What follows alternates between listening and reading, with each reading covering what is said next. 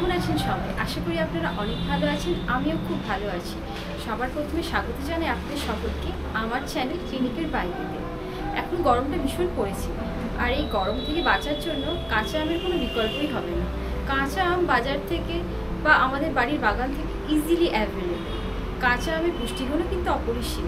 এতে আছে vitamin C, যা একটা natural antioxidant, immunity booster, collagen enhancer, আর আমাদের ওভারঅল হেলথের জন্য এটা ভীষণ ভালো।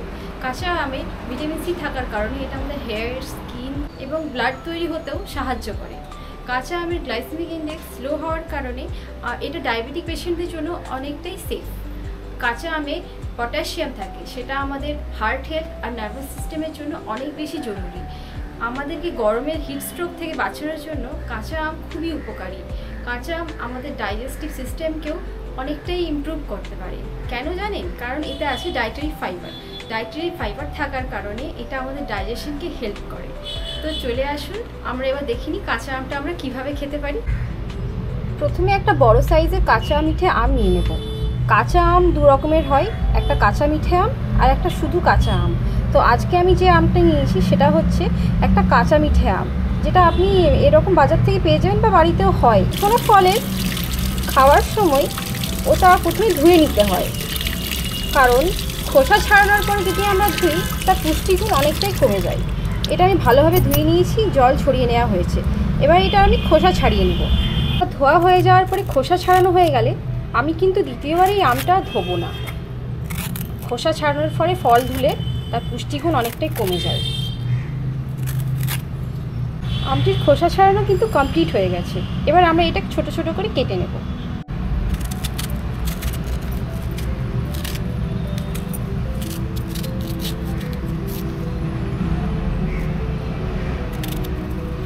আমাদের কাঁচা মিঠে আম কিন্তু খাওয়ার জন্য একেবারে রেডি।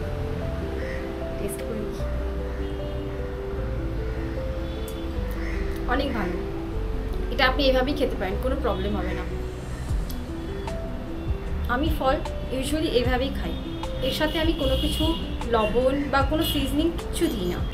কোনো ফলের মধ্যে লবণ দিলে তার পুষ্টিগুণ অনেকটাই কমে যায়, সেই কারণে আমি এটা এরকম র ফর্মেই খাওয়াটা বেশি প্রেফার করি। আপনারা চাইলে এর সাথে একটু গোলমরিচ বা একটু চাট মশলা মিশিয়ে নিতে পারেন, ওটাও আপনি আপনাদেরকে মিশিয়ে।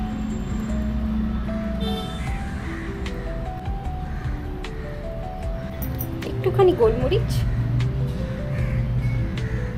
আর সামান্য পরিমাণে চাট মশলা, ব্যাস এনাফ। আপনাদেরকে দেখানোর জন্য আমি এটা আলাদাভাবে তৈরি করে নিয়েছি, আর এগুলো যেগুলো আলাদা আছে সেগুলো আমি আলাদাভাবে খাবো। ওকে বন্ধুরা, আজ তবে এই পর্যন্ত রইল। পরের দিন দেখা হবে অন্য কোনো টপিক নিয়ে। আজকের জন্য তাহলে আসি।